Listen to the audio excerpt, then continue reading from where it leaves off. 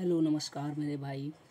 देखिए, जो बच्चे इस चैनल से जुड़े हुए हैं उनको पता है कि अभी जो है अपकमिंग ग्रुप डी का एग्ज़ाम है जो नवंबर में होना है। तो उसके लिए हम लोग ने क्या किया है कि टॉप 15 क्वेश्चन जो है ना, इसकी सीरीज़ चालू कर लिया है पहले ही से ही। अब ये टॉप 15 क्वेश्चन कौन से हैं जो पहले ही पिछले एग्ज़ाम में आ चुके हैं, और ये सारे ही रिलेवेंट क्वेश्चन हैं। ठीक है, तो जो लोग इनको करेंगे भाई उनको ग्रुप डी में बहुत ही ज़्यादा फ़ायदा मिलने वाला है। साथ ही साथ अब हम लोग क्या करने वाले हैं कि जैसे कि हम लोग को पता हुआ है कि भाई यूपीएसआई का एग्ज़ाम होने वाला है, तो ये जो सीरीज़ है प्रॉपर यूपीएसआई वाले लोगों के लिए है ना। अच्छा, लेकिन इसका मतलब ये नहीं है कि जो ग्रुप डी वाले बच्चे हैं वो यूपीएसआई नहीं देख सकते, या यूपीएसआई वाले बच्चे वो ग्रुप डी नहीं देख सकते। दोनों देखिए, मैथ का क्वेश्चन लगभग सेम ही होता है। ठीक है, उसमें कोई अंतर नहीं होता है। तो फिर ठीक है, हम लोग चलते हैं ना। और ये सीरीज़ सभी लोग जितने भी भाई लोग देख रहे हैं ना, उसको कंटिन्यू करेंगे, लगातार इस सीरीज़ में बने रहेंगे। ठीक है ना। और आप लोग को जो है, जिन लोगों ने भाई सब्सक्राइब नहीं कर रखा है वो सब्सक्राइब कर लेंगे, है ना। ठीक है, और अच्छा लगेगा तो सब्सक्राइब कर लीजिएगा। ठीक है ना, नहीं लगेगा तो फिर तो कोई बात ही नहीं भाई, है ना। और लेकिन जो है आप लोग को बहुत अच्छे अच्छे फ़ायदेमंद क्वेश्चन कराएंगे, और जितने भी क्वेश्चन ये हमने प्रीवियस ईयर उठाए हुए हैं, जो इसके लास्ट टाइम जो एग्ज़ाम हुआ था, सारे वही क्वेश्चन और सारे रिलेवेंट क्वेश्चन हैं। और साथ ही साथ इसमें हम आपको बिल्कुल बेस्ट अप्रोच करने के तरीका बताएंगे कि हाँ आपको ऐसे करना है। देखिए, अगर आप लोग मैथ में टाइम बचाएंगे तो यूपीएसआई में क्या होता है कि अगर मैथ में आपने टाइम बचा लिया तो वही टाइम आप रीजनिंग में देंगे, वही टाइम हिंदी में देंगे, जिससे क्या होगा, आपका एग्ज़ाम अच्छा होगा। चलिए ठीक है, बातें नहीं करते हैं, अब हम लोग क्या है सीधा सवाल पे करते हैं। देखिए, हमने 15 क्वेश्चन ले रखे हैं। ठीक है ना, तो 15 क्वेश्चन ले रखे हैं, आपको हम 15 ही 15 कराएंगे। इस तरीके से ये सीरीज़ लगातार आगे बढ़ती रहेगी, आप लोग जुड़े रहिए। ठीक है ना, और बहुत ही अच्छे लेवल से क्वेश्चन कराने वाले हैं। चलिए ठीक है ना, तो ठीक है भाई, सभी का वेलकम लिखा हुआ है। तो चलिए भाई, पहला क्वेश्चन करते हैं हम लोग बिना टाइम गवाए हुए। चलिए go with the first question. देखिए, पहला क्वेश्चन जो है ना, हम लोगों ने भाई थोड़ा चार्ट का लिया हुआ है। लिखा हुआ है कि ये देखिए, पहला क्वेश्चन लिखा हुआ है कि दिए गए प्रश्न के उत्तर के लिए व्रत आरेख का अध्ययन कीजिए, और जो है ना, व्रत आरेख का वर्ष में बेचे गए साबुन के विभिन्न ब्रांडों में एक वर्ष में बेचे गए साबुन की कुल संख्या 15 करोड़। देखिए, मान लीजिए कि मतलब एक साल में 15 करोड़ साबुन बेचे गए हैं, है ना, विभिन्न ब्रांड के। चलिए पेन ले लेता हूँ मैं। अब देखिए, ब्रांड ए के 15% है, ब्रांड बी के 25% है, ब्रांड ई के 32%, इस तरीके से सारा दिया हुआ है। अब देखिए, हमको क्या करना है, ब्रांड सी, नीचे देखिए, ब्रांड सी और ब्रांड ई द्वारा मिलाकर बेचे गए साबुनों की कुल संख्या ज्ञात कीजिए। अब देखिए, हमारा ये जो 15 करोड़ है ये 100% की वैल्यू है, मतलब एक साल में 100% इतने बेचे गए हैं, 15 करोड़ साबुन बेचे गए हैं। अब देखिए, हाँ, सवाल इधर भी लिखा हुआ भाई जी, सवाल इधर भी लिखा हुआ है, सारे बच्चे भाई देखेंगे। कह रहा ब्रांड सी और ब्रांड ई द्वारा मिलाकर बेचे गए साबुनों की कुल संख्या क्या है। ब्रांड ई कहाँ है, ये देखिए 32%, यानी 32%। और ब्रांड ई कहाँ है, ब्रांड ई 32% होगा। ब्रांड सी कहाँ है, ब्रांड सी 18, यानी 18%, यानी कुल मिला के कितना हो गया, 32 18 50%। ठीक है ना, यानी इन दोनों को मिलाकर ही पूरे 50% बेचे गए हैं। अच्छा, एक बात बताइए, पूरे 100% की वैल्यू, अगर देखिए कोई भी चीज़ अपने आप में 100% होती है कि नहीं होती, तो 15 करोड़ अगर बेचे गए हैं एक साल में, यानी 100% की वैल्यू 15 करोड़ है कि नहीं। इसलिए हमको 50% की वैल्यू निकालनी, 50% का मतलब होता है आधा, तो 15 करोड़ का आधा कितना होगा, 7.5 करोड़। देखिए, ये भी प्रीवियस ईयर क्वेश्चन है, आया हुआ है। ठीक है ना, ये कोई मैं अपनी तरफ से क्वेश्चन नहीं बना रहा हूँ, है ना। चलिए ठीक है, अगला क्वेश्चन करते हैं। इसका फर्स्ट आंसर कितना होगा, 7.5 करोड़। चलिए दूसरा, चलिए भाई, ब्रांड ए द्वारा बेचे गए साबुन ब्रांड बी द्वारा बेचे गए साबुनों का कितने प्रतिशत है। तो भैया देख, तो मतलब ये पिछले वाला ही चार्ट है ना, तो पहला वाला चार्ट में फिर से आ जाता हूँ। देखिए, ब्रांड ए द्वारा कितने हैं, 15%, ब्रांड बी द्वारा कितने हैं, 25%। तो कह रहा देखिए, ब्रांड ए द्वारा बेचे गए साबुन ब्रांड बी द्वारा बेचे गए साबुन का कितने परसेंट है। तो ब्रांड ए ने बेचे हैं 15%, है ना, ब्रांड बी ने बेचे हैं 25%। तो जिसका है ना भाई 15% कह रहा है ना कि ब्रांड ए द्वारा बेचे गए, तो ब्रांड ए को ऊपर लिखेंगे, बी द्वारा बेचेगा कितना परसेंट, यानी 15 25 का कितना परसेंटेज है। तो परसेंटेज लगाने के लिए क्या करते हैं, 100 से मल्टीप्लाई कराते हैं और परसेंटेज का सिंबल लगाते हैं। ठीक है भाई जी। अब देखिए, 25 चक्को 100, 15 चक्को 60, यानी कितने परसेंटेज जी, 60%। तो इसका कौन सा ऑप्शन सही हो जाएगा, फोर्थ ऑप्शन सही हो जाएगा। ठीक है ना। अब चलिए कौन सा क्वेश्चन देखते हैं, ये वाला क्वेश्चन देखते हैं। चलो देखो भाई, लिखा हुआ है को 9 से विभाजित, दी गई संख्या को 9 से विभाजित करने पर प्राप्त रिमाइंडर क्या होगा, यानी शेषफल हमें बताना है। ठीक है, अब देखिए शेष, देखिए 9 की डिविजिबिलिटी क्या होती है, सभी लोग पहले कॉन्सेप्ट को समझेंगे। 9 की डिविजिबिलिटी क्या है, तो अगर किसी कोई भी एक पार्टिकुलर संख्या दी है 2 अंकों की हो चाहे जितने अंकों की हो, कोई भी एक पार्टिकुलर संख्या अगर मान लीजिए दी, कितने भी अंकों की हो सकती है, उससे कोई हमारा इशू नहीं है। अगर वो 9 से विभाजित है तो उसके अंकों का योगफल भी 9 से विभाजित होगा। जैसे ये मान लीजिए संख्या है ना, अगर ये 9 से विभाजित होगी, अगर ये संख्या 9 से विभाजित होगी तो इसके अंकों का योगफल भी 9 से विभाजित होगा। अब जरा गौर करिए, मैं इसको इधर लिखता हूँ, 5 7 1 1 1 0 1 3 2। ठीक है भैया, तो ये संख्या 9 से विभाजित करने पर प्राप्त शेषफल कितना आएगा। देखिए हमको ऐसा नहीं करना कि आप 9 से विभाजित कर रहे हैं, ठीक है, नहीं ऐसे नहीं करना। अगर 9 से अगर ये संख्या विभाजित होगी तो इसके अंकों का योगफल भी 9 से विभाजित होगा। अब देखिए अंकों का योगफल हम 9 जितना बनता जाएगा उसको हम काटते जाएंगे। देखिए 7 2 9 बने ना, इसको हमने हटा दिया, ठीक है। 5 5 6 7 8 1 9, ये भी हट गया, बचा कितना है, 3 बचा है ना, तो बस यही इसका रिमाइंडर होगा। 3 बचा ना, तो इसका रिमाइंडर कितना होगा, 3। यानी इस संख्या को अगर 9 से विभाजित किया जाए तो प्राप्त शेषफल कितना होगा भाई जी, 3 होगा, आप लोग जानते हैं, ठीक है ना। तो हम लोगों ने क्या सीखा कि अगर 9 की डिविजिबिलिटी है, अगर 9 से विभाजित करने के लिए कभी भी आ गया तो अब उस संख्या के अंकों का योगफल हमको जोड़ना है, ठीक है, और जितना भी 9 बनता जाए उसको काट देना है। अच्छा, इसको करने का एक ऐसा तरीका है, या फिर आप एक बार पूरा इसको जोड़ लीजिए, है ना, 7 5 12 13 14 15 16 17 18 21, है ना, 21 आ गया। अब 21 को आप 9 से भाग करिए, 9 दूनी 18 हो गया कि नहीं हो गया। अब 3 रिमाइंडर बचा ना, तो 3 ऐसे भी निकाला जा सकता है, ठीक है ना। आई होप आप समझ गए होंगे 9 की डिविजिबिलिटी क्या है। तो यहाँ पे रिमाइंडर यानी शेषफल कितना बचेगा, 3 बचेगा, ठीक है। चलिए आगे चलते हैं भाई, ये आ गया हमारा चौथा क्वेश्चन। अब समझिए भैया, 420 के 20% का मान 530 के 40% के मान से x% कम है। देखिए जब भी कोई चीज़ परसेंटेज में पूछी जा रही है, ज़्यादा है कम है ना, तो हम लोग सीधा क्या करते हैं, अगर हमको परसेंटेज ही में पूछना है तो हमको एब्सोल्यूट वैल्यू लेने की ज़रूरत नहीं है। हम लोग ज़रूरी नहीं कि हम एब्सोल्यूट वैल्यू सॉल्व करें उसके बाद उसका परसेंटेज निकालें, सीधा हम रेशियो ले सकते हैं। देखिए कह रहा 420 के 20% का मान, यानी 420 लिखिए, 420 के 20%, है ना, 420 के 20% का मान 530 के 40% के मान से कितना कम है। तो हम लोग क्या करेंगे, इसका रेशियो सीधा सीधा ले लेंगे ना, थोड़ा सा ये हट गया ना भैया जी। देखिए इसका रेशियो लेंगे, किसका, 530 के 40% का, तो 530 का 40%। अब देख लेते हैं, देखिए 20% से ये 40 जाएगा, 2 टाइम्स चला जाएगा, ये 2 बार चला गया, 0 से ये 0 खत्म हो जाएगा। तो अभी देखो 2 से ये कट रहा है कि नहीं कट रहा, ये 2 से ये कट जाए 21, 21 आ गया, और यहाँ पे क्या आ गया 53। तो अब बताना है कि 21 जो है 53 का कितना परसेंटेज है। तो हमने कह लिया 21/53 का, नहीं क्या बताना है कि मान से x कितना कम है, सॉरी 1 सेकेंड भाई गलती हो गई। अब आप बताओ 21 जो है 53 से कितना कम है, 3 में से गट गया 2, 5 में से 2 गट गया 3, यानी 32 कम है ना, किससे, 53 से। अब परसेंटेज निकालना है तो 100 लिख के क्या कर देंगे, परसेंटेज लगा देंगे। अब देखिए भाई सबसे पहले, अब अभी देखिए ऑप्शन तो बहुत दूर दूर है, हम सीधा सीधा भाग कराएंगे ना तो कितना आ जाएगा, 53 पंचे 250 से ऊपर चला जाएगा, है ना। अब ये देखिए कि अगर हमको इसको भाग कराना है तो ये मान लीजिए आप 320 को देखिए, तो 53 छक्का की जो 5 का 30, यानी 300 और 76 का 18, यानी हाँ सोच समझो, अगर 53 को मैं इससे काटूंगा ना तो 6 टाइम तो जाएगा ही, 6 से हल्का सा बड़ा, क्योंकि 53 छक्का कितना होता है, 318 होता है कि नहीं होता है, लेकिन ये 320 है, यानी आंसर 60 वाला है। आंसर क्या है, 60% के आसपास है, यानी एक ही आंसर है ये 60%, ठीक है कि नहीं। देखिए यहाँ से भाई इस तरीके के सवाल से हमने क्या सीखा कि अगर हमको परसेंटेज ही पूछना है तो हम लोग एब्सोल्यूट वैल्यू सॉल्व नहीं करेंगे, उनका रेशियो ले लेंगे, ठीक है, उसके बाद जो जैसा कहेगा बता देंगे, ठीक है ना। ये कह रहा था कि 420 का 20%, 530 के 40% से x% कम है, तो हमने इन दोनों का क्या ले लिया, सीधा सीधा रेशियो ले लिया। अब ये 21 था, ये 53 था, तो बता रहा था 21 53 से कितना कम है, से 32 कम है, तो 32 कम है किससे, 53 से, तो 53% का निकाल देंगे, ठीक है नहीं, कि 32 53 का कितना परसेंटेज है, तो 60.34% है। और हमने बताया कि इसको सीधे सीधे कैसे सॉल्व करना है, ठीक है ना। तो 53 को इससे भाग करा देंगे तो कितना है, 60 के आसपास आएगा। चलिए गो विथ नेक्स्ट क्वेश्चन, हम लोग करते हैं 5वां क्वेश्चन।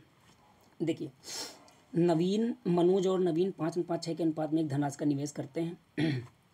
एक साझेदारी में व्यापार की शुरुआत करते हैं। शेखर 6 महीने के बाद नवीन के समान धनराशि का निवेश करके उनके साथ शामिल हो जाता है। 1 वर्ष के अंत में मनोज, नवीन और शेखर के लाभ का अनुपात बताइए। देखिए भैया, ये जो क्वेश्चन है पार्टनरशिप का क्वेश्चन है। और देखिए पार्टनरशिप में क्या होता है, अगर भाई मान लीजिए 2-3 लोग मिलकर अगर एक व्यापार चालू करते हैं तो उसमें क्या होता है भाई, जो ज़्यादा जितना पैसा लगाएगा, यानी प्रॉफिट कैसे हम लोग कैलकुलेट करेंगे। देखिए भाई, प्रॉफिट कैसे कैलकुलेट होगा, प्रॉफिट जो होगा जो जितना ज़्यादा पैसा लगाएगा, यानी जितना ज़्यादा मतलब अमाउंट, ठीक है, जो जितना ज़्यादा अमाउंट लगाएगा उसको उतना ही ज़्यादा प्रॉफिट होना चाहिए। आप लोग खुद सोचो कि अगर मान लीजिए 2 लोगों ने व्यापार चालू करा, एक लोगों ने 50,000 रुपये लगाए, एक ने 2 लाख रुपए लगाए, तो 2 लाख रुपए वाला ज़्यादा पैसा लेगा ना, कि भैया जब लाभ होगा तो हमको 2 लाख रुपए वाले को ज़्यादा मिलेगा, तो उसी अनुपात में मिलता है। तो प्रॉफिट कैसे कैलकुलेट होता है पार्टनरशिप में, कि जो जितना ज़्यादा पैसा लगाएगा उसको उतना ही ज़्यादा प्रॉफिट होगा, यानी profit is directly proportional to amount. और एक चीज़ देखिए, प्रॉफिट इस बात पे डिपेंड भी करता है कि आप कितने समय के लिए पैसा लगाते हैं, यानी टाइम के लिए। तो प्रॉफिट 2 बातों पे डिपेंड करता है कि आपने कितना पैसा लगाया और कितने समय के लिए लगाया। ओके, क्लियर हो गई ना भाई बात। अब देखिए, यानी प्रॉफिट डायरेक्टली टू 2 बातों पे, यानी profit is directly proportional to amount and time, यानी इस अनुपात में प्रॉफिट बढ़ता है कि किस एक बंदे ने कितना रुपया लगाया और कितने समय के लिए लगाया। भाई ये देखिए, ये तो बिल्कुल बेसिक सी बात है कि जो ज़्यादा पैसा लगाएगा किसी मतलब व्यापार में तो उसको ज़्यादा प्रॉफिट होगा, और जो जितने समय ज़्यादा समय के लिए लगाए उसको उतने मतलब उतने ही ज़्यादा पैसा मिलेगा। तो देखिए सेम हम लोग क्या करते हैं, अमाउंट और टाइम का रेशियो बना लेते हैं, और जो अमाउंट और टाइम के प्रोडक्ट का जो रेशियो बनता है वही हमारा प्रॉफिट होता है। चलिए ठीक है ना, आई होप कॉन्सेप्ट समझ गए होंगे, ठीक है ना। अब हम लोग चलते हैं सीधा सवाल करने के लिए। चलिए इसको हमने हटा दिया। देखिए मनोज है, नवीन है, तो लिख लीजिए मनोज, ठीक है, नवीन और क्या है, मनोज और शेखर, 3 लोग हैं भैया जी। अब देखिए थोड़ा चेंज कर लेता हूँ, मनोज, नवीन और शेखर। मनोज और नवीन, मनोज ने 5 रुपये लगाए हैं, नवीन ने 6 रुपये लगाए हैं, ठीक है ना। व्यापार इन लोगों ने व्यापार शुरू किया। शेखर 6 महीने के बाद नवीन के समान धनराशि का निवेश करके शामिल हो गया। अब एक बात बताइए, अच्छा 1 वर्ष के अंत में लाभ पूछ रहा है, यानी मनोज ने पूरे 12 महीने के लिए पैसे लगाए होंगे, है ना, और नवीन ने भी पूरे 12 महीने के लिए पैसे लगाए होंगे। लेकिन ये जो शेखर है ये 6 महीने के बाद आया है। शेखर 6 महीने के बाद नवीन के समान धनराशि का निवेश करके, नवीन ने 6 रुपये लगाए, मतलब 6 यूनिट पैसे लगाए थे, तो 6 यूनिट, तो शेखर नवीन ने 6 यूनिट पैसे लगाए थे तो इसने भी 6 यूनिट पैसे लगाए। लेकिन 6 महीने बाद ये आया है तो इसका पैसा सिर्फ 6 महीना तक ही लगा रहेगा, ठीक है ना। अब देखिए हम बहुत इजीली इसको काट लेंगे, रेशियो बन गया हमारा। तो देखिए भाई हमने अभी भी इसके जस्ट पीछे क्या बताया कि प्रॉफिट किसके, अमाउंट और टाइम के मल्टीपल के सीधा अनुक्रमानुपाती होता है, मतलब प्रोपोर्शनल होता है। तो अब हम लोग इसको रेशियो सॉल्व कर लेंगे। 6 का 6, 6 दूनी 12, और ये 6 दूना 12 हो जाएगा। अभी 2 से कट रहा है क्या, यस कट रहा है भाई, 2 से कट गया, ये कितना आ गया 3, तो कितना आ जाएगा 5, इधर क्या बचा 6, इधर क्या बचा 3, यानी ये लोग जो अपना लाभ बांटेंगे ना किस अनुपात में बांटेंगे, 5:6:3 के अनुपात में बांटेंगे। आई होप समझ में आ गया होगा भैया। तो हमारा कौन सा 5:6:3 सेकंड ऑप्शन सही है। देखिए भाई इसमें जो है अगर इसको थोड़ा और अच्छा क्वेश्चन बनाना होता तो ऐसे भी कह सकता था कि कुल लाभ मान लीजिए कुल लाभ जो है 30,000 रुपये, मान लीजिए कुल लाभ 30,000 है, के का मतलब 1000, ठीक है ना, ये इसको नहीं लाते, कुल लाभ 30,000 है। तो हम लोग पता क्या करते हैं भाई, 5:6:3 कितना हो गया, 6, 5, 11, 3, 14 है ना, तो 14 की वैल्यू हम किसके बराबर कर देते, 14 यूनिट की वैल्यू बराबर कर देते 30,000 की। अब कह देता कि बताओ इंडिविजुअल, यानी मनोज की आय बताओ, तो भाई मतलब मनोज का प्रॉफिट बताइए भाई जी, ये प्रॉफिट का रेशियो है।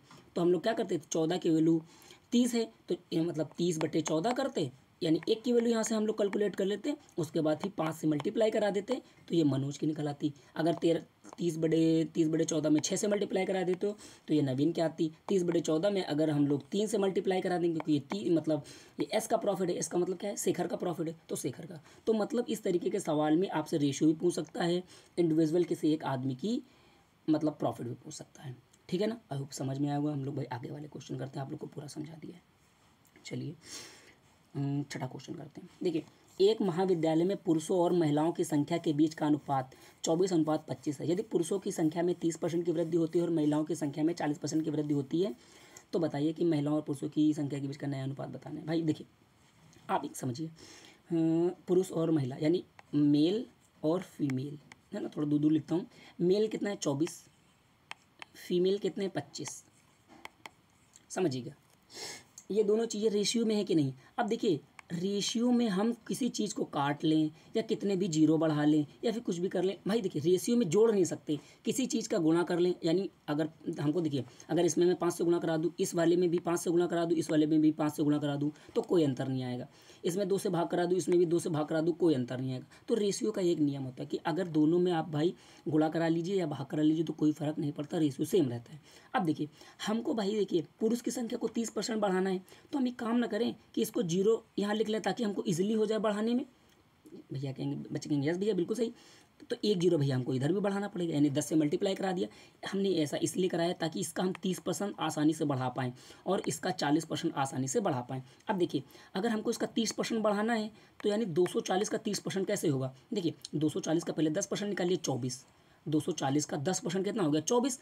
और 30% कितना होगा, 24 24 यहाँ 72, यानी हमको 72 इसमें बढ़ना है, 72 बढ़ाना है। तो 240 में जब 72 जुड़ेगा तो कितना हो जाएगा, 2 7 4 11 1 हासिल लगाए 312।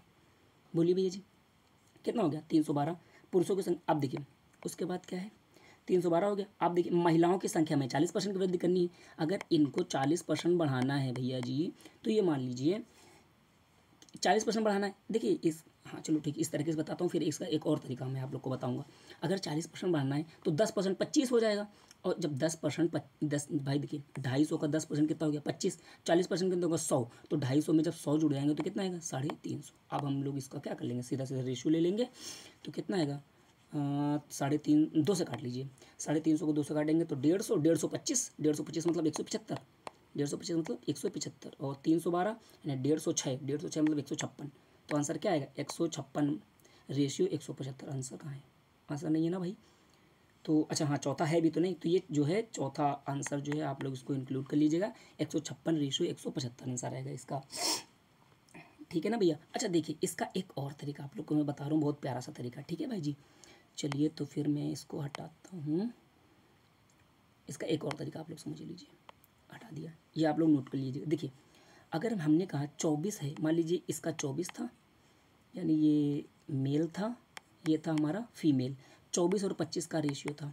अच्छा एक बात देखिए, एक मैं कॉन्सेप्ट आप लोग को समझाना चाहता हूँ कि मान लीजिए अगर कोई एक संख्या 20 है, अगर हम कहते हैं इसका 10% बढ़ाइए, तो मेरे भाई 10% इसके दो तरीके हैं। या तो आप इसका 10% निकालिए, उसके बाद इसमें जोड़िए, या तो आप इसका 10%, जैसे 20 का 10% निकालेंगे कितना आएगा, 2 आएगा। अब इसमें फिर 10% इसका जोड़ेंगे, इसका 10% जोड़ेंगे तो कितना हो जाएगा, 22 हो जाएगा। या फिर ऐसा नहीं करते भाई, हर एक चीज़ अपने आप में 100% होती है कि नहीं होती है, होती है। बच्चे कहेंगे भैया होती है। उसके बाद अगर हमको 10% बढ़ानी है तो सीधा हम 110% ना इसका निकाल लें। अगर मैं इसका 110% निकालूंगा तब भी कितना आएगा भैया, 22 आएगा। देखो परसेंटेज से 2 जीरो कट जाते हैं और 11 दूना 22। तो दो तरीके हैं, है ना, कोई चीज़ बढ़ाने या घटाने के दो तरीके हैं, वो 100 पे हम लोग सॉल्व कर लेते हैं। मान लीजिए 20 को हमको 20% बढ़ाना है कि 20 को 20% इसी में जोड़ना है, तो हम सीधा इसका 120% निकाल लेंगे, है ना। अब बताइए 20 का, अगर मान लीजिए 20 का 20% घटाया जाता है, 20 का मान लीजिए 20 का हमको 30% घटाना है कि 20 का 30% घटाना है इसमें, तो हम लोग 20 का 30% निकाल लें, उसके बाद घटाएं। इससे बढ़िया क्या है, 20 का 70% निकाल लें। 20 का कितना निकाल लें, 70%। तो कोई भी चीज़ अपने आप में 100% होती है, अगर उसको 30% घटाना है तो 100 में घटा के सीधा उसका परसेंटेज निकाल लेते हैं। इस बात को आई होप आप लोग समझे होंगे, ठीक है ना। तो ये चीज़ कॉन्सेप्ट था, आप लोग आप समझिए। थोड़ा बैक करता हूँ मैं, आप समझिए। ये तो भाई थोड़ा समझाने के लिए था ना। अरे यार पूरा काट देता हूँ क्या,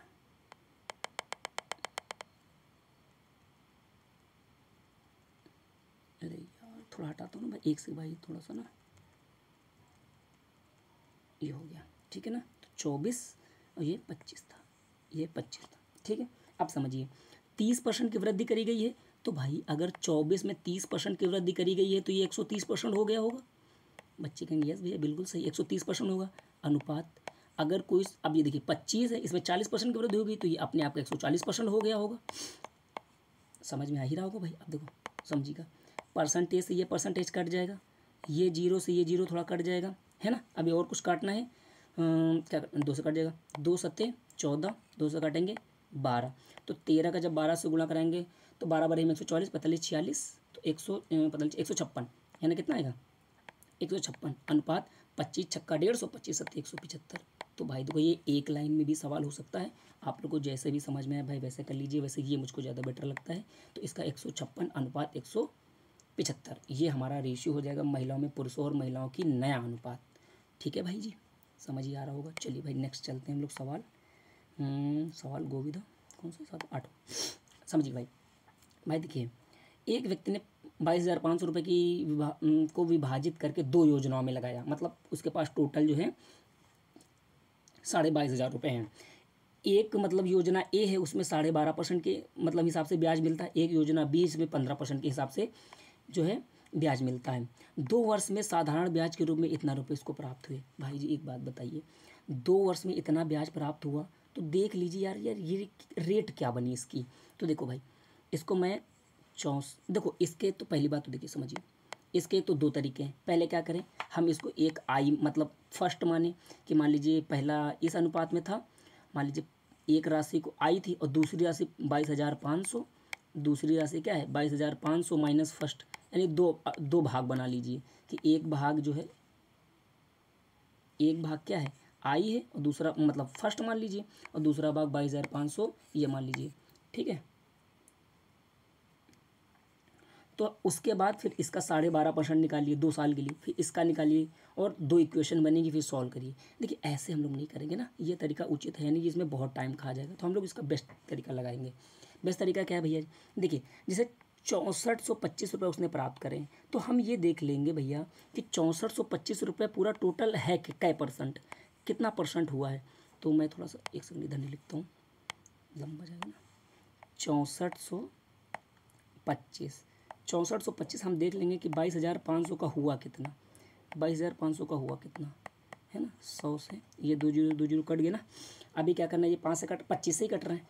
25 9 225, 25 दूना 50 बचे 14, 142, 25 पंचे 125, 5 30 12 5 17 है ना।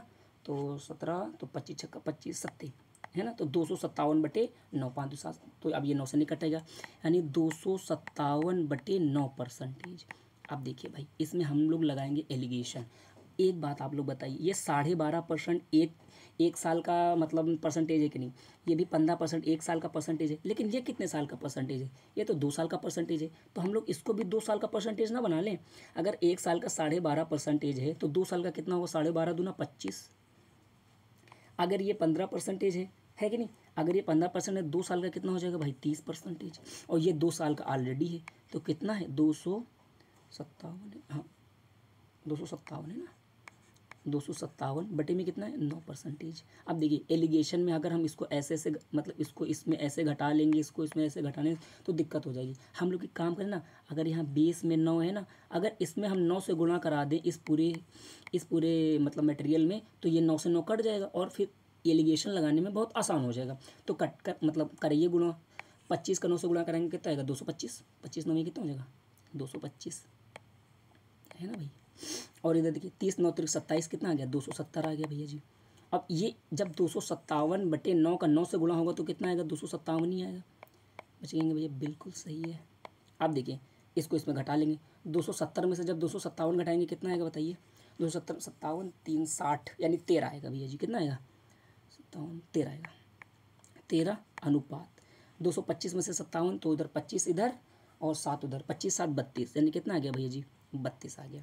ठीक है, यानी इस अनुपात में पैसा उसने मतलब अलग अलग, यानी 22,500 रुपये को इसने इस अनुपात में लगाया था। ठीक है, यानी पहले भाग में 13% मतलब सॉरी, पहला भाग जो बनाया था 13 और दूसरा भाग 32 यूनिट के हिसाब से, यानी 13 और 32 यूनिट के हिसाब से पहला और दूसरा भाग बांटा था। अब क्या कह रहा है, तो योजना ए में निवेशित धनराशि कितनी है, तो भाई टोटल धनराशि हम इसमें जोड़ लेंगे। टोटल धनराशि जोड़ेंगे कितना 3 2 5, ठीक, इधर ऊपर देखिए 3 1 4 है ना, यानी 45 की वैल्यू कितनी हो जाएगी, 45 की वैल्यू हो जाएगी 22,500। तो हम यहाँ से 1 की वैल्यू निकाल लेंगे। ठीक है, तो 1 की वैल्यू कितनी हो जाएगी 22,500 बटे 45, और हमको निकालने किसकी है पहले की, तो 13 से गुणा करा देंगे। लेकिन भाई आप लोग एक बात बताइए, अगर हमको ए में निवेशित धनराशि बताना है तो ए क्या है, 13 13 है कि नहीं, 13 और एक प्राइम नंबर है, तो आंसर जो भी आएगा वो 13 का मल्टीपल होगा। क्या ये 13 का मल्टीपल है फर्स्ट वाला? जी नहीं। दूसरा 13, जी नहीं। तीसरा भी नहीं। सिर्फ एक ही ऑप्शन है 13 25 65, यानी आंसर यही होगा। हम सिर्फ इतना ही सवाल सॉल्व करते, इसके आगे ये सवाल सॉल्व करने की ज़रूरत ही नहीं थी। ये सवाल ऑप्शन से हो जाता। अच्छा, बहुत से बच्चे कहेंगे कि भैया अगर बताइए कि 13 के अगर कहीं 2 ऑप्शन आ जाते तो भैया करना ही पड़ता, ये कोई बहुत बड़ा टास्क थोड़ी ना, आराम से इजीली कर सकते हैं। ठीक है भाई, चलिए आई होप समझ में आया होगा। अब हम लोग चलेंगे, एक सेकंड भाई, अब हम लोग चलेंगे भैया कौन सा क्वेश्चन, 8वां क्वेश्चन, ठीक है ना, ये आइए। देखिए, एक गोले का पृष्ठीय क्षेत्रफल, सबसे पहले गोला देख लीजिए क्या है। गोला है ये, यानी सॉलिड स्फीयर। गोला और वृत्त में भैया अंतर होता है। वृत्त जो होता है 2D फिगर होता है और जो गोला होता है वो 3D फिगर होता है। तो गोला को स्फीयर कहते हैं, सॉलिड गोला, ठीक है ना। तो कहते हैं पृष्ठीय क्षेत्रफल याद कीजिए। तो सबसे पहले आप लोग को भाई जी फार्मूला याद होना चाहिए कि गोले का पृष्ठीय क्षेत्रफल होता क्या है। ये होता है 4πr²। क्या होता है? 4πr²। गोले का पृष्ठीय क्षेत्रफल कितना होता है? 4πr²। गोले का पृष्ठीय क्षेत्रफल कितना होता है? 4πr²। अच्छा, अर्धगोले का पृष्ठीय क्षेत्रफल कितना होता है? अर्धगोले का वक्र पृष्ठीय क्षेत्रफल होता है, वो होता है 2πr²। इसका आधा कर देंगे 2πr² हो जाएगा। लेकिन कभी कभी पूछ लेता है कि जो अर्धगोला है उसका संपूर्ण पृष्ठ बताओ, तो मान लीजिए ये अर्धगोला है, ठीक है नहीं, तो इसका जो संपूर्ण पृष्ठ होता है अर्धगोले का वो 3πr² होता है भाई जी। क्या होता है? 3πr² होता है। लेकिन अगर एक कंप्लीट गोला है, पूरा गोला है, संपूर्ण गोले का वक्र पृष्ठ और टोटल मतलब कुल पृष्ठ, वक्र पृष्ठ और कुल पृष्ठ दोनों ही 4πr² होता है। लेकिन अगर वो अर्धगोला है तो उसका जो सिर्फ वक्र पृष्ठ होगा वो 2πr² होगा और संपूर्ण पृष्ठ 3πr² होगा। इस बात को आप लोग याद रखिए, इससे कई बार भाई जी क्वेश्चन बने हुए हैं, तो इस बात को आप लोग नोट कर लीजिएगा, ठीक है ना। अब हम इसको हटाते हैं और सीधा चलते हैं क्वेश्चन पे, है ना भाई। चलिए अब देखिए, समझिए। सवाल क्या कह रहा है, एक सेकंड। सवाल कह रहा है उस गोले का पृष्ठीय क्षेत्रफल ज्ञात कीजिए जिसकी त्रिज्या 140 सेंटीमीटर है, और मतलब आप सीधा बताइए त्रिज्या 140 सेंटीमीटर है। चलिए पहले लेता हूँ मैं,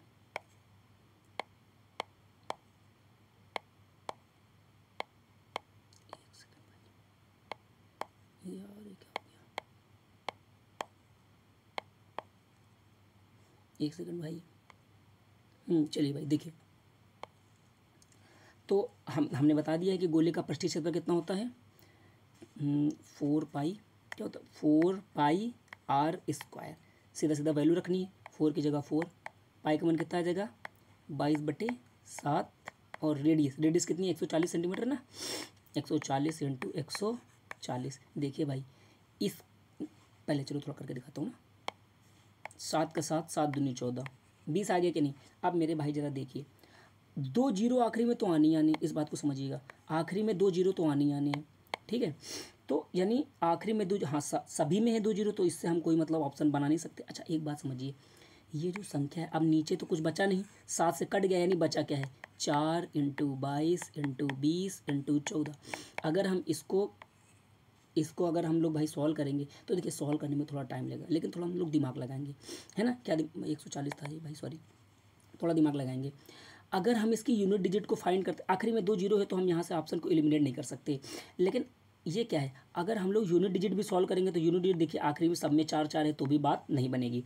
अब हम लोग देखते हैं कि इसमें एक 22 छिपा हुआ है और 22 में लुका हुआ होता है 11, तो हम लोग 11 का मल्टीपल चेक कर सकते हैं। अब हम देखते हैं कि 11 का मल्टीपल है कौन। तो देखिए अगर मैं पहला ऑप्शन उठाता हूँ 256 तो हम लोगों ने हमने आपको पहले इसके पहले वाली वीडियो में बता रखा है कि हम लोग मतलब मल्टीपल कैसे चेक करते हैं। तो भाई जी एक समझिए, 11 का मल्टीपल क्या होता है भाई, 0 से तो कोई मतलब नहीं, इसको हटा दो, सिर्फ ये समझो, ये समझिए कि 25 64 22 से कटेगा नहीं, तो इवन प्लेस यानी सम मतलब जहाँ जो सम नंबर है, जो सम मतलब सम नंबर नहीं, इवन प्लेस का सम और ऑड प्लेस का सम। इवन प्लेस का 6 2 कितना हो गया 8, 5 4 कितना हो गया 9। तो अगर इनका डिफरेंट, इनका अंतर, ये डिफरेंट का अंतर, डिफरेंट का सिंबल है भाई, अगर इनका अंतर 0 है या फिर 11 है या फिर 11 का कोई भी मल्टीपल है, तो वो दी गई संख्या किससे कटती है 11 से कटती है, ठीक है ना। अब देखिए इसका भाई, तो इसका तो अंतर 1 है, मतलब ये वाली संख्या 11 से नहीं कटेगी। अब चलिए दूसरा देखिए, इसको देख लेते हैं भाई, इसका सीधा अब इसी ऑप्शन में देख रहा हूँ मैं, 6 4 कितना हो गया 10, भाई थोड़ा कलर चेंज करता हूँ,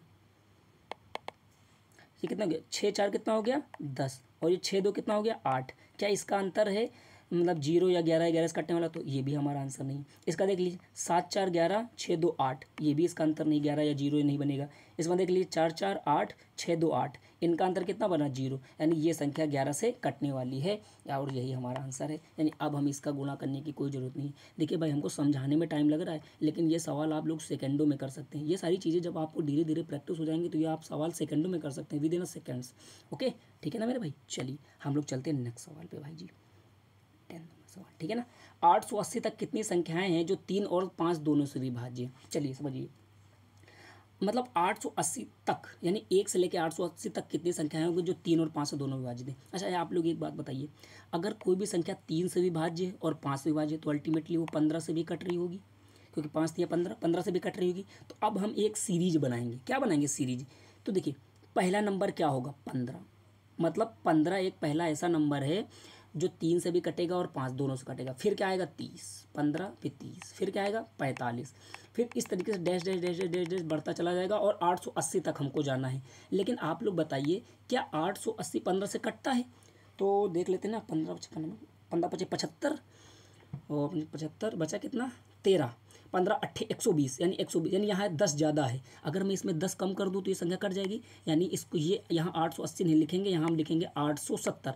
अब ये 870 है, ये 15 से कटता है, ठीक है ना। तो देखिए 15 15 75 है ना, और कितना बचा 75 12 बचा ना, तो 15 8 120। हाँ अब ये संख्या कितने से कट रही है 15 से कट रही है। अब देखिए सबसे पहले तो हमको संख्याएं बतानी है, यानी ये लास्ट टर्म है, ये क्या है लास्ट टर्म है, ये क्या है फर्स्ट टर्म। अब ये देखिए भाई ये समांतर श्रेणी बन रही है। समांतर श्रेणी क्या होती है, देखिए कक्षा 11 में आप लोगों ने पढ़ाई हुआ समांतर श्रेणी क्या होती है, जिसमें अंतर सेम है। देखिए इसमें भी 15 का अंतर है, इसमें भी कितने का अंतर है 15, इस तरीके से सब में 15 15 का अंतर होगा, तो इसको कहते हैं समांतर श्रेणी। जब अंतर समान होता है तो समांतर श्रेणी उसको कहते हैं, ठीक है ना। अब देखिए समांतर श्रेणी के लिए कुछ फार्मूला आप लोग को मैं लिख दे रहा हूँ। समांतर श्रेणी के लिए अगर हमको एनवा पद निकालना है, एनवा पद, तो फार्मूला होता है टी एन। टी एन का मतलब होता है term number, A plus N minus one into D, A plus N minus one into D. A क्या होता है प्रथम पद, डी क्या होता है सर्व अंतर, जैसे 30 में से 15 घटाएंगे तो कितना आएगा 15, तो ये हो गया हमारा सार्व अंतर। और जो पहला टर्म है इसको कहा जाता है हम लोग प्रथम पद। तो ये मेरे भाई जी क्या है, ये एनवा पद है, ठीक है ना। अगर हमको किसी भी श्रेणी का एनवा पद निकालना है तो ये क्या है एनवा। अच्छा एनवा पद के लिए फार्मूला है। अब एक बात और समझिए, टी एन को हम लोग एल भी लिख सकते हैं, यानी आखिरी पद भी इसको मान सकते हैं। क्या मान सकते हैं आखिरी, कि मान लीजिए एल आखिरी पद क्या है एल, एल को लिखा जाता है अंतिम पद। समांतर श्रेणी में एल को कहा जाता है अंतिम पद। एल को क्या कहा जाता है अंतिम पद, एल का मतलब लास्ट, ऐसे याद रखिए एल का मतलब क्या है मेरे भाई जी लास्ट। तो ठीक है देखिए ये मान लीजिए कि एनवा, मान लीजिए अब देखिए विभाज्य, तो मान लीजिए कि इसमें एन पद है, मैंने मान भाई एन पद ही को तो संख्या तो बतानी है हमको, तो मान लीजिए कि इसमें एन पद है ना, एन पद है और एनवा पद तो खुद दिया है कि नहीं दिया है, तो हम लोग कह देंगे भैया एनवा पद तो 870 दे रखा है, यानी ये टी एनवा पद 870 है। और टी एन के लिए फार्मूला क्या होता है A plus N minus one into D बराबर 870। एक ही जगह भैया जी कितना है 15, एन माइनस वन, हमको एन की वैल्यू निकालनी है, तो n minus one d, d की जगह कितना है भाई 30 में से 15 घटाएंगे 15 आएगा ना, 15 बराबर 870, ठीक है। अब देखिए यहाँ से 15 कॉमन कर लेंगे, जब भैया जी यहाँ से 15 कॉमन करेंगे तो यह हो जाएगा 1 प्लस एन माइनस वन, और ये कट जाएगा बराबर कितना, ये मतलब ब्रैकेट 870। अब इसको 15 से इसको काटिए, 15 15 15 25 75, 75 बचा 12, 15 छक्का 90, 15 अट्ठे 120, ठीक है ना। 58 बचा, एक से एक बताओ ये खत्म हो गया कि नहीं, खत्म हो गया। तो n बराबर भाई मेरे कितना आ गया 58। तो इस सीरीज में कितने टर्म है 58। तो यहाँ पे आंसर हमारा क्या बन रहा होगा भाई 58, यानी 880 तक, 1 से लेकर 880 तक 58 संख्याएं हैं, 58 संख्याएं जो 3 से भी कट रही होंगी और 50 से कट रही होंगी। आई होप आप लोगों को समझ में आया होगा कि समांतर श्रेणी में एनवा पद क्या होता है, अंतिम पद क्या होगा, बहुत अच्छे से हमने समझा दिया है। चलिए देखिए, अच्छा एक चीज़ और ले लेता हूँ मैं, जरा आप लोग को थोड़ा समांतर श्रेणी के बारे में एक और समझाता हूँ कि मान लीजिए देखिए समांतर श्रेणी का एनवा पद क्या होता है, टी एन बराबर A plus N minus one into D होता है, ये है हमारा समांतर श्रेणी का एनवा पद, ठीक है ना। अच्छा टी एन को हम लोग एल भी कह सकते हैं, क्योंकि जब कोई भाई हम सॉरी टी नहीं भैया एल, अंतिम पद को भी टी एन कहा जाता है, ठीक है ना। और दूसरी बात, अगर मान लीजिए उसका लास्ट टर्म एनवा है तो आप एल कह सकते हैं। ये तो एन पद का ये क्या है एनवा पद है ये। अच्छा इसमें कहता है एन पदों का योगफल बताइए, तो एस एन बराबर फार्मूला होता है n/2 SN बराबर n/2 2a plus n-1 into D. 2a plus n- ये प्लस है भाई जी, ठीक है ना। ये n पदों का योगफल है। तो n पदों का योगफल क्या होगा, अगर मान लीजिए कोई समांतर श्रेणी दी है उसमें n पदों का योगफल कहा जाएगा तो सीधा क्या कहेंगे, SN बराबर n/2 2a plus n-1 into D, ये फार्मूला लगाएंगे। अच्छा, इसका एक और फार्मूला है, SN बराबर n/2 a प्लस l।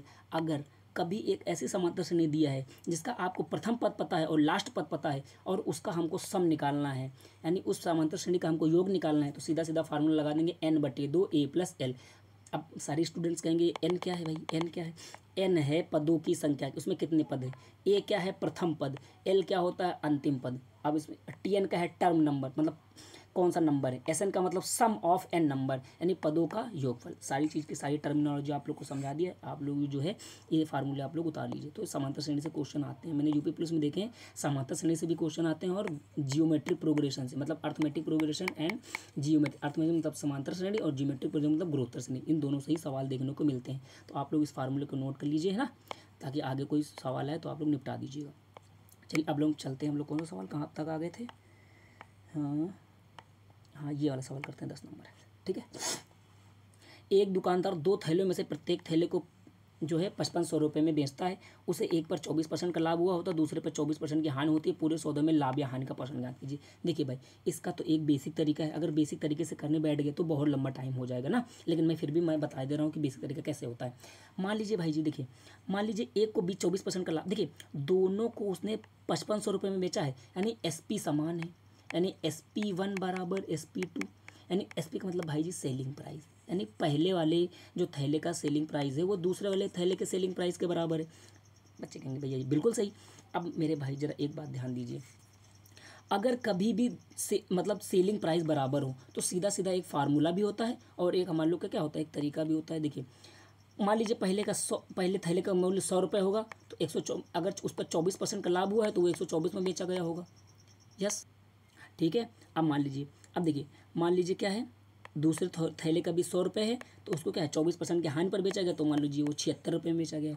अब भाई जी देखिए, अब बच्चे कहेंगे कि भैया इसमें देखिए कहीं भी CP समान तो दिया नहीं, आपने CP 100 मान लिया, लेकिन नहीं, इसमें SP समान है ना। जब हम SP को बराबर करेंगे ना तो CP अपने आप से ही डिफरेंट हो जाएगा। मान लीजिए अगर हम इसको काटते हैं ना तो ये 4 से कटेगा क्या, 4 ये तो कट रहा है 4 से, है ना, लेकिन ये नहीं कट रहा ना, हाँ कट रहा भाई, 4 से काटेंगे कितना आ जाएगा 25, 4 3 12, 4 कम 4, 4 से काटेंगे कितना आएगा 25, 4 कम 4 4 9 36, है ना। अब देखिए पहले वाले के CP तो SP 31 है, दूसरे का SP 19 है, लेकिन इसमें क्या करा CP दोनों का सेम है, तो भैया जी हम क्या करेंगे, इसमें 19 से गुणा करा देंगे और इसमें किससे गुणा करा देंगे 31 से। अब देखिए ये 31 इंटू 19 हो गया, ये 19 इंटू 31 हो गया, यानी दोनों का हमने SP बराबर कर लिया। अच्छा देखिए अब अगर हम इसने इधर 19 से गुणा कराया तो इधर भी तो 19 से गुणा कराना पड़ेगा, अगर इधर 31 से गुणा कराया तो इधर भी 31 से गुणा कराना पड़ेगा। अब हम लोग क्या करेंगे, CP का यहाँ पे सम निकाल लेंगे, इसका सम निकाल लेंगे और इसका सम निकाल लेंगे, फिर इन दोनों का हम लोग सीधा देख लेंगे कि पूरे सौदे में लाभ हुई है या हानि हुई है। लेकिन देखिए ये थोड़ा सा कैलकुलेटिव प्रोसेस है ना, इससे थोड़ा बचना है ना। तो अब मैं एक को आपको अच्छा तरीका बताता हूँ, इसको थोड़ा मैं हटाता हूँ ना, ये हट गया। अब देखिए जब भी SP सेम हो, जब भी क्या हो SP सेम हो भाई जी, तो सीधा सीधा एक फार्मूला याद रखना, आप लोग सीधा सीधा फार्मूला याद रखना है आपको। फार्मूला क्या होता है, 2xy, ध्यान से समझते चलिए, 100x प्लस 100y, है ना, अपॉन में कितना आएगा भाई जी x प्लस वाई प्लस 200। ये फार्मूला रख लीजिएगा आप लोग भाई। जब भी क्या होगा SP समान होगा तो आप लोग फार्मूला ये लगा देंगे, मतलब x क्या है लाभ, इसको लाभ समझ लीजिए, हानि समझ लीजिए। देखिए जो लाभ होगा वो पॉजिटिव साइन के साथ होगा, जो हानि होगा वो निगेटिव साइन के साथ होगा। तो x देखिए, अब सीधा सीधा फार्मूला रखते हैं और आगे चलते हैं। तो थोड़ा सा मैं कलर चूँगा, ठीक है। देखिए 2 x की जगह कितना है, कह रहा है एक 24% लाभ, 24% लाभ पर है तो 24%, y ये 24% हानि है तो माइनस, साइन को याद रखना है, माइनस के साथ लेना है, फिर प्लस की जगह है ना। अब देखिए 24% लाभ है तो 100 इंटू 24 और प्लस 100, y की जगह कितना है 24% की हानि हुई तो ये -24 आएगा, अपॉन में कितना आएगा, एक तो 24 प्लस का हो जाएगा, एक 24 का है का हो जाएगा माइनस का हो जाएगा, प्लस 200। अब देखिए ये 24 का 100 से गुणा होगा 2400 हो जाएगा, ये 24 का 100 से गुणा होगा माइनस का 2400, ये कट जाएगा नहीं कट जाएगा, ये माइनस का 24 है, ये प्लस का 24 है, ये कट जाएगा नहीं कट जाएगा। बचा क्या, बचा क्या, 2 से इसको काटेंगे तो 100 आ जाएगा कि नहीं आ जाएगा। 24 का स्क्वायर कितना होता है 576, 24 का स्क्वायर कितना होता है 576, यानी माइनस का 576 बड़े में कितना आ गया 100, बड़े में कितना आ गया 100। जब इसको डिवाइड कराएंगे ना तो कितना आएगा माइनस का 5.46%। माइनस चिन्ह क्या बता रहा है कि हमें क्या हुआ है, लॉस हुआ है। तो हम कहाँ आंसर करेंगे 5.76 क्या हो गया है, हमें हानि हुई। तो भाई जी देखिए बहुत अच्छा फार्मूला है। क्या फार्मूला है कि जब SP सेम हो, ये फार्मूला कब काम करेगा, जब SP सेम है। तो देखिए यहाँ पर क्या है 24, एक पर 24% लाभ है, एक पर 24% हानि हो सकता है। सवाल में एक पर 20% लाभ हो, एक पर 30% की हानि हो, तब भी ये फार्मूला हमारा क्या वर्क कर रहा होगा। चाहे जितना बताए 30% लाभ 40% हानि, 20% लाभ 20% लाभ 30% हानि, कुछ भी कहे, आप लोग को ये फार्मूला याद रखना। क्या फार्मूला का 2xy + 100x + 100y बटे x + y + 2। आप लोग को ये फार्मूला याद कर लीजिए, ठीक है ना। तो ये कब लगता है SP सेम है, या फिर एक तरीका हमने पहले भी बता रखा है भाई, वैसे भी कर सकते हैं। चलिए आगे सवाल चलते हैं भाई, आगे क्वेश्चन करते हैं ना भाई। ये हाँ देख लीजिए, अभी मैं आप लोग को बता रहा था ना कि गुणोत्तर श्रेणी से भी सवाल आ रखे ना। तो ये देखिए गुणोत्तर श्रेणी आ गया, तो गुणोत्तर श्रेणी का योगफल ज्ञात कीजिए भैया जी। पहले थोड़ा मैं गुणोत्तर श्रेणी आप लोग को बता दे रहा हूँ ना। तो देखिए भाई कॉन्सेप्ट को साथ में लेते चलेंगे, ठीक है ना। ये नहीं कि सीधा हम लोग सवाल कराए और निकल गए, ना ना ना, क्वेश्चन सारे सवाल वो करा, सीधा हमको कॉन्सेप्ट भी सिखाने में। चलिए पेज ले लिया हमने। देखिए गुणोत्तर श्रेणी क्या होती है, मान लीजिए गुणोत्तर श्रेणी ये होता है कि उसमें रेशियो बराबर, जैसे 2 एक संख्या है 2, 4, 8, 16, 32, ये जो संख्या है ये GP में, GP का मतलब जियोमेट्रिक प्रोग्रेशन गुणोत्तर श्रेणी। इसमें क्या होता है कि अगर देखिए जैसे देखिए इसमें होता है T2/T1 बराबर T3/T2 बराबर T4/T3, यानी इनका रेशियो बराबर होता है। T2 क्या है, T2 क्या है सेकेंड टर्म, T1 क्या है फर्स्ट टर्म, T3 क्या है थर्ड टर्म, T2 क्या है सेकेंड टर्म, यानी ये टर्म नंबर 1 है, टर्म नंबर 2 है, टर्म नंबर 3 है। अब देखिए अगर इसको इससे हम डिवाइड कराएंगे 4/2 तो हमारा कितना आएगा भैया जी 2। इसको 8 को 4 से डिवाइड कराएंगे 8/4 तो 4 दूनी 8, तब भी 2 आ रहा, मतलब 8 जब 16 को 8 से डिवाइड कराएंगे तब भी कितना आएगा 2। तो ये कौन सी सीरीज है, इसे ही कहा जाता है गुणोत्तर श्रेणी। गुणोत्तर श्रेणी में क्या होता है, अनुपात बराबर होता है, अनुपात बराबर होता है। और समांतर श्रेणी में क्या होता है, डिफरेंट बराबर होता है। पूरी बात आई होप समझ में आई होगी। अब जरा देखिए ध्यान से, ठीक है ना। चलो इसमें थोड़ा फार्मूला समझा दूँ क्या मैं आपको, एक और ले लेता हूँ शीट ना। देखिए गुणोत्तर श्रेणी का अगर हमको निकालना है nवां पद, तो Tn बराबर इसका फार्मूला होता है AR की पावर n माइनस 1, AR की पावर n माइनस 1। अगर nवां पद, गुणोत्तर श्रेणी का nवां पद निकालना है, A क्या होता है प्रथम पद होता है, R क्या होता है कॉमन रेशियो, कॉमन रेशियो मतलब T2/T1 को ही हम लोग क्या कहा जाता है R कहा जाता है। और n क्या होता है, जौन सा आपको पद निकालना है वो n है, ठीक है। अच्छा अगर योगफल बताना है तो इसका योगफल क्या होता है ना। तो SN बराबर फार्मूला क्या होता है A1 माइनस R की पावर n बटी 1 माइनस R, है ना। एक ये भी फार्मूला होता है, एक क्या फार्मूला होता है SN बराबर, सेम ये है फार्मूला यही, लेकिन इसको जो है तब अभी बताते कब लगाते हैं R-1। देखिए ये दोनों एक ही फार्मूले, बस माइनस कॉमन कर लिया गया। इसमें क्या होता है जब R की वैल्यू, इसमें क्या होता है जब R की वैल्यू क्या है 1 से छोटी है, और इसमें ये तब लगाते हैं जब R है ना, R की वैल्यू 1 से बड़ी है। देखो R की वैल्यू जब 1 से बड़ी होगी तो 5/, जैसे 4 होगा तो इसमें माइनस नहीं बनेगा। तो अगर R की वैल्यू 1 से छोटी है तो ये फार्मूला लगाएंगे। R की वैल्यू, R का मतलब ये कॉमन रेशियो वैल्यू 1 से बड़ी है तो हम लोग कौन सा वैल्यू लगाएंगे, ये वाला फार्मूला लगाएंगे। और दोनों ही सम है। गुणोत्तर श्रेणी के n पदों का योगफल ये है और गुणोत्तर श्रेणी का nवां पद ये है, और ये योगफल ये चीज़ें हैं, ठीक है ना।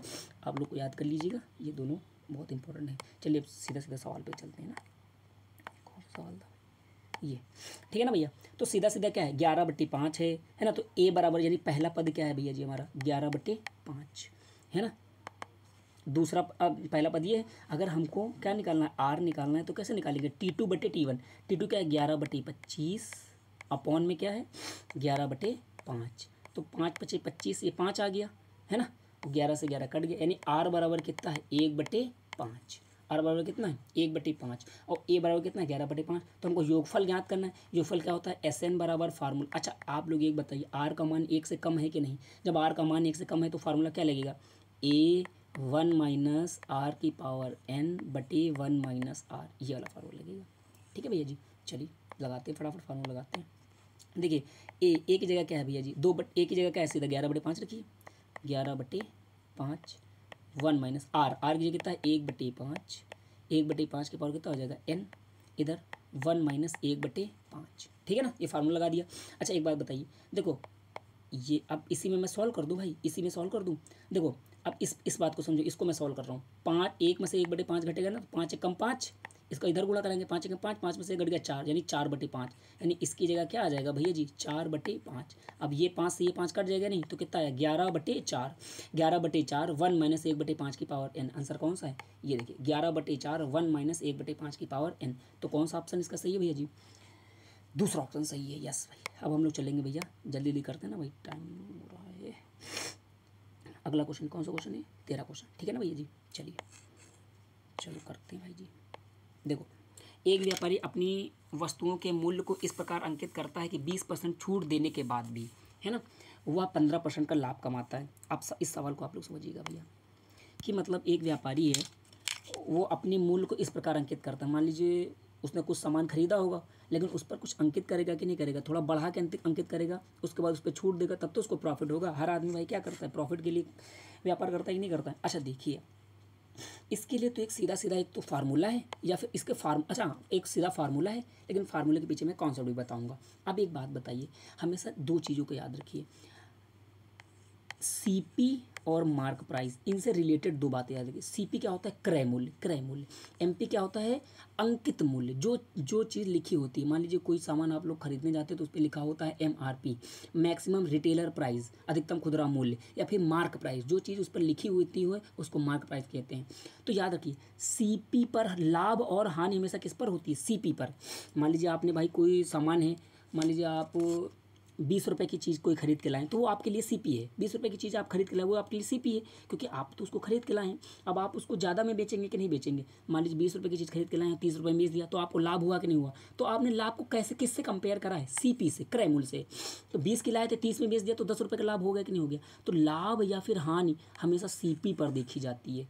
लाभ और हानि हमेशा काहे पे होती है, सीपी पर। और छूट हमेशा किस पर दी जाती है, मार्क प्राइस पर। भाई छूट अगर मान लीजिए आप 20 रुपये की कोई चीज़ लेके आए हैं, ठीक है ना। जब 20 रुपये की चीज़ लेके आए हैं, तो आप उस पर 20 रुपये पे छूट थोड़ी ना दे देंगे, आप उस पर खुद थोड़ा सा ज़्यादा उसको बढ़ा के अंकित करेंगे। मान लीजिए 20 रुपये की चीज़ लें, आपने उस पर 40 रुपये लिख दिया। अब इस पर कुछ छूट भी दे दिया। अगर 20 रुपये की छूट देंगे तो 8 रुपये की छूट हो, सॉरी 20% का छूट दे देंगे तो 8 रुपये की छूट दे देंगे, और आपको बेच कितने देंगे, 32 में बेच दे देंगे। यानी 20 रुपये की चीज़ लाए थे, आपने 40 को अंकित कर दिया, है ना। अब इस पर हमने क्या 20% की छूट दे दी, 40 का 20% कितना होता है 8, यानी हम लोग कितने 32 रुपये में बेच दिया। अब हमको लाभ कितना हो गया, ये देखिए 12 रुपये का लाभ हो गया कि नहीं हो गया। परसेंटेज में निकालना है तो 12/20 इंटू 100%, 1/20 कितना होता है 5%, है ना। तो 12×5 कितना हो जाएगा, 60% हो जाएगा कि नहीं हो जाएगा, ठीक है ना। अब देखिए समझिए, सेम इसी तरीके से हम लोग सिर्फ दो बातें समझें। पहले क्या है, लाभ और हानि में से किस पर होगी, सीपी पर, और छूट हमेशा किस पर दिया जाएगी, मार्केट प्राइस पर दिया जाएगा। तो अब समझो, अब इस सवाल को समझो। अब मैं थोड़ा इसको हटाता हूँ, कॉन्सेप्ट समझा दिया है तो इसको मैं हटा दे रहा हूँ, कहाँ समझ गए आप लोग। अब देखिए, एक व्यापारी अपनी वस्तु को इस प्रकार अंकित करता है कि 20% छूट देने के बाद, यानी 20% छूट देने पर, यानी मार्क प्राइस। अब मार्क प्राइस पे छूट देंगे कि नहीं, मार्क प्राइस पर 20% की छूट दिया है, यानी मार्क प्राइस के आपने 80% में सामान को बेच दिया है। मार्क प्राइस के किस में बेच दिया है, मार्क प्राइस के 80% में आपको सामान को बेच दिया है, और वह 15% का लाभ प्राप्त करता है। यानी ये एसपी है कि नहीं, ये सेलिंग प्राइस दिया है कि नहीं दिया है, ये भी सेलिंग प्राइस है। अब देखिए सीपी, है ना। अब सीपी का क्या किया आपने, 15% का लाभ हुआ है, सीपी पर 15% लाभ हुआ है। हर चीज़ अपने आप में 100% होती है। अगर 15% लाभ हुआ है तो यानी 115%, क्या कहते हैं भाई 115%, यानी ये भी एसपी है और ये भी एसपी है। दोनों सेलिंग प्राइस है कि नहीं, सेलिंग प्राइस है। यानी मार्क प्राइस पे अगर आपने छूट दे दिया तो भी विक्रय मूल्य आता है, और क्रय मूल्य पर आपने जितना उसको बढ़ाकर या घटाकर बेचा वो भी विक्रय मूल्य आता है। वही चीज़ है कि नहीं। तो अब यहाँ से हम लोग सीपी और एमपी का रेशियो इजीली निकाल सकते हैं। तो यहाँ से सीपी को इसको नीचे ले आइए, तो एमपी बटे सीपी बराबर कितना आएगा भाई, परसेंटेज से परसेंटेज कट जाएगा, 115/80, 115/80, ठीक है ना। अब इसको काट लीजिए, किससे कट रहा है भाई, 5 से कट रहा है, 5 दूनी 10, 5 या 15, 5 से काटेंगे 16×5 = 16, यानी 23/16, यानी मार्क प्राइस कितना है भैया जी 23, और हमारा क्रय मूल्य कितना है 16 रुपये। अब देखिए इतने रुपए की क्रय मूल्य वाली वस्तु का अंकित मूल्य कितना हो, यानी मार्क प्राइस पूछा हुआ है, यानी 23 का मूल्य पूछा है। आंसर जो भी होगा 23 का मल्टीपल होगा, लेकिन 23 का मल्टीपल इतनी ईजी थोड़ी ना फाइंड कर पाएंगे। अब हमको देखिए 16 की वैल्यू और क्या कह रहा है, क्रय मूल्य कितना है 16, यानी 16 की वैल्यू हमको कितनी दे रखी है भैया जी, ये दे रखी है, ठीक है ना। और हमको निकालने किसकी है, 23 की वैल्यू। तो पहले यहाँ से 1 की वैल्यू निकाल लेंगे, 1 की वैल्यू कितनी आएगी 21,200/16। अभी हमको निकालने किसकी वैल्यू, 23 की वैल्यू। तो 23 का गुणा यहाँ करा देंगे और 23 का गुणा यहाँ करा देंगे। अब 16 से काटिए, 16 कम 16, 16 5, 16 16 16 32 16 48, बचे 4, 16 16 16 32 16 16 16 16 दूना 32, 16 दूना कितना हो गया 32, बचे 8, 16 पंचे 80, यानी 1325/23, सॉरी 1325 × 23। अब इस एक बात को समझिए, इसका गुणा कराना है ना, देखिए आंसर थोड़ा दूर दूर है ना, तो मैं थोड़ा इसको करने की कोशिश करता हूँ। अब देखिए इसका गुणा कराइए, 5 3 15, यानी यूनिट डिजिट कितना 5 तो आएगा, 5 3 7 2 9, यानी इससे भी नहीं बनेगा। आंसर जो भी आएगा 25 का मल्टीपल होगा, 25 के भी सारे मल्टीपल हैं, यानी गुणा कराना ही पड़ेगा भाई जी। अब देखिए इसका मैं थोड़ा लगभग में गुणा कराऊँ क्या, देखो इसको 1325 को 1300 समझो, 1325 को 1300 समझो।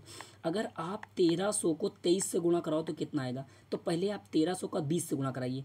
1300 का जब 20 से गुणा कराएंगे तो कितना आएगा 26, सॉरी कितना है, ये 2 जीरो थे ना भाई, 20 से गुणा कराएंगे तो कितना आएगा 1326। इधर सुनिए, एक सेकंड भाई, देखिए भाई, ठीक है ना। अब हमको सीधा क्या कराना है, 1300 को 23 से गुणा कराना है, ठीक है। तो 1300 को क्या कराएं, हम पहले 20 से गुणा करा दें।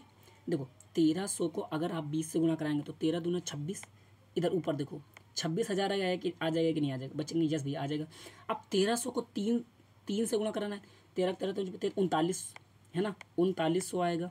अब जरा इसको जोड़ो, कितना आएगा 0 0 0 9, 6 3 कितना होगा 9, यानी 29,900 के आसपास आ रहा है। कितना आ रहा है 29,900 के आसपास। और सुनो, अगर हमने सिर्फ 1300 का 23 से गुणा कराया है तो 29,900 आ गया। अभी 25 का भी तो 23 से गुणा होगा ना, तो और ज़्यादा आएगा। आंसर जो भी आएगा 29,900 से ज़्यादा ही आएगा। आंसर क्या ये है, ये भी नहीं है, एक सेकंड, क्या ये है, ये भी नहीं है भैया, 30,000, हाँ ये बड़ा है, ये हो सकता है। छोटा है क्या, ये नहीं है, ये 29,400 है, तो ये आंसर हमारा क्या है, ये भी। आप इससे गुणा भी करा लीजिए तब भी ये आएगा। मैं 25 को 625 में से हम 50 घटाएंगे तो कितना आएगा 575, 575 इसमें जोड़ लीजिए, 575, चाहे ऐसे कर लो चाहे वैसे कर लो, दोनों तरीके सही है, ठीक है ना मेरे भाई जी। चलिए इसका कौन सा आंसर आ गया, सेकंड वन इज द। चलिए आगे चलिए। तो भाई जी हमने इस सवाल में क्या समझा कि अगर कभी भी छूट दिया जाए और लाभ भी हो तो हम लोग सीधा सीधा क्या करेंगे, एमपी पर छूट दे देंगे, सीपी पर लाभ कमा लेंगे। अब देखिए इसका एक सीधा सीधा फार्मूला भी हमने बताया ना, कि एक सीधा सीधा इसका फार्मूला भी है। उसका अगर मैं फार्मूला आप लोग को बताना चाहूँ, फार्मूला बताता हूँ, रुको एक सेकंड भाई, इसी एक सेकंड, इसमें फार्मूला देख लीजिए। देखो फार्मूला मैं बता रहा हूँ आप लोग को, क्या है फार्मूला, कि CP/MP बराबर 100 माइनस डिस्काउंट बटे 100 प्लस प्रॉफिट। ये भाई जी ये D है, ये P है, ये फार्मूला है। क्या है, CP/MP बराबर 100 माइनस डिस्काउंट बटे 100 प्लस प्रॉफिट। कि अगर जब भी डिस्काउंट, मतलब डिस्काउंट भी दिया जाए और प्रॉफिट भी हो जाए, तो फार्मूला क्या, CP और MP का अगर सीधा हमको रेशियो बनाना है तो क्या, 100 माइनस डिस्काउंट बटे 100 प्लस प्रॉफिट। और सीधा सीधा ये वाला जो हमने रेशियो यहाँ से ऐसे निकाला है ना, वो सीधा इस रेशियो से ही निकल आएगा 1 सेकंड में, इस रेशियो से 1 सेकंड में ही निकल आएगा, ठीक है ना। तो आप उसके बाद क्या है, रेशियो बना लीजिएगा और सेम का आगे का प्रोसेस कैसे करेंगे, जैसे हम लोगों ने इसके आगे किया है, ठीक है ना। आई होप समझ में आ गया होगा। अब हम लोग चलेंगे भाई आगे वाले क्वेश्चन, जल्दी करते हैं, आगे बढ़ते हैं। 14 हो गया, एक सेकंड भाई, 15, अरे भाई ये तो वही सवाल है यार, है ना, एक सेकंड भाई देख लेता हूँ यार, भाई सेम सवाल 2 बार डल गया ना, तो यार आज तो 14 ही क्वेश्चन हो पाएंगे फिर तो। चलो कोई बात नहीं, ये क्वेश्चन कराता हूँ ना। अब देखिए भाई, ये जो है, हालांकि ये 14 ही क्वेश्चन, 14 ही 15 क्वेश्चन लिए थे मैंने, एक क्वेश्चन गलत डल गया भाई जी, इसके लिए सॉरी। अब देखिए भाई, इस सवाल को समझिए, 18 इंटू, मतलब इसको कुल मिला के हल करना है, ठीक है ना। अब देखिए कैसे हल करते हैं भाई, देखिए हल करने का तरीका। सबसे पहले देखो बाहर होल स्क्वायर लगा हुआ है कि नहीं, बाहर होल स्क्वायर लगा हुआ है। आंसर जो भी होगा एक परफेक्ट स्क्वायर नंबर होगा भाई। आंसर इसके अंदर कुछ, इसके अंदर सॉल्व होके कुछ भी आए, इसके अंदर सॉल्व होके कुछ भी आए, आंसर जो भी होगा एक परफेक्ट स्क्वायर होगा कि नहीं होगा। अब बताओ, 324 होता है कि नहीं, 18 का स्क्वायर 324 होता है, 19 का स्क्वायर 361 होता है, 343 ये तो 343 क्यूब होता है, ये नहीं हो सकता, 341 ये भी नहीं हो सकता, यानी दो ऑप्शन तो ये होते ही नहीं हैं, ये दो ऑप्शन हो ही नहीं सकते। अगर इसमें एक ऑप्शन और ना होता तो मैं सीधे इस सवाल को करता ही ना, सीधा एक आंसर कर देता, लेकिन हम तो दो ऑप्शन में फंस गए, इसका मतलब वो करना पड़ेगा। चलिए करेंगे भैया, सॉल्व करो। 18 इंटू 18 है तो 18 का होल स्क्वायर लिख दीजिए। अब देखिए यहाँ पे 23 इंटू 23 है तो 23 का होल स्क्वायर लिख लीजिए, है ना। अब अपॉन में क्या है, अपॉन में है, देखिए ब्रैकेट लगा हुआ है ना, 2, फिर क्या लगा है 529, 23 किसका स्क्वायर होता है, 23 का, अंडर रूट 529 लिखा है तो यहाँ 23 का होता है कि नहीं होता है, और अपॉन में क्या है, भाई एक सेकंड यार, सॉरी भाई यार, थोड़ा सा गड़बड़ बता दिया यार, एक सेकंड भाई सॉरी। ये जो है ना सिर्फ इसके ऊपर लगा हुआ है, ये जो है सिर्फ इसके ऊपर लगा हुआ है, तो ये एक सेकंड ऐसे काट नहीं सकते भाई, ये गड़बड़ हो गया ना, ऐसे नहीं काट सकते। अगर ये, अच्छा हाँ समझ लीजिए, अगर ये पूरे के स्क्वायर लगा होता तो हम इसके ऑप्शन काट सकते हैं, ठीक है ना। चलिए खैर देखते हैं कितना है, 23/2, इसके ऊपर स्क्वायर लगा हुआ है, थोड़ा सा मिस्टेक हो गई ना, लेकिन आप कॉन्सेप्ट तो समझे ना, मैं कैसे समझाना चाहता हूँ ना, कॉन्सेप्ट समझ गए। अब देखिए ये ब्रैकेट के अंदर ही है तो 2 से 2 कट जाएगा, 23 का स्क्वायर हो गया कि नहीं हो गया, यानी 18 का स्क्वायर और 23 का स्क्वायर बड़े में कितना है, 23 का स्क्वायर, 23 का स्क्वायर से 23 का स्क्वायर कट गया, क्या होता है 18, 18 का स्क्वायर कितना होता है 324, आंसर क्या आ रहा होगा 324, ये आंसर है, ये नहीं ये नहीं ये नहीं, ठीक है ना। चलिए भाई, और जो है हाँ ठीक है भाई, थैंक यू भाई सभी को, है ना, आप लोग जिसने भाई पूरा वीडियो देखा है भाई थैंक यू भाई। और हाँ आप लोग को ये कहना चाहते हैं कि भाई जी एक बात समझ लीजिए, पूरा आपको आंसर पूरा जिस तरीके से करा रहे हैं ना, आपको पूरा कॉन्सेप्ट भी रिवीजन कराएंगे, सारी चीज़ अच्छे तरीके से समझ में आएंगी, और आप लोग बने रहिए लगातार, अगर बने रहेंगे ना तो पूरे सवाल निपटा के आएंगे यूपी पुलिस में, पूरे के पूरे एक भी सवाल छूटे ना गई, और बहुत जल्दी निपटा के आएंगे। आप जितनी जल्दी निपटाएंगे तो आप वही टाइम क्या में देंगे, जीके में देंगे या फिर रीजनिंग में देंगे, आप लोग का कोई भी सवाल छूटेगा नहीं। तो मैथ के सारे क्वेश्चन बना के आना, और आप लोग देख लीजिए मैथ के सारे क्वेश्चन लगभग सारे लोग बना के आते हैं ना, तो मैथ में तो भाई आप लोग को पूरे में पूरा स्कोर करना ही पड़ेगा, ठीक है ना। इसके लिए आप सीरीज से जुड़े रहिए, लगातार वीडियो देखिए, ठीक है ना। और आपको अगर पढ़ाने का मतलब सही तरीके से हमने सवाल समझाया, आपको समझ में आया तो भाई लाइक कर दीजिएगा ना, और एक दो लोग के साथ शेयर भी कर दीजिएगा, ठीक है ना। और सब्सक्राइब नहीं किया तो कर लीजिए, ठीक है ना। ओके ठीक है भाई, थैंक यू। अब इसका नेक्स्ट पार्ट जो है ना 1 दिन के बाद आएगा, ठीक है ना, और लगातार आप लोग बने रहिए, ठीक है ना। थैंक यू, आप लोग थैंक यू बोल दीजिए हमको भी, ठीक है ना, हालांकि हम नहीं पढ़ाया है। चलिए ठीक है, थैंक यू फिर भी बोल दे रहा हूँ, ओके बाय बाय। कहाँ से रुकेगा।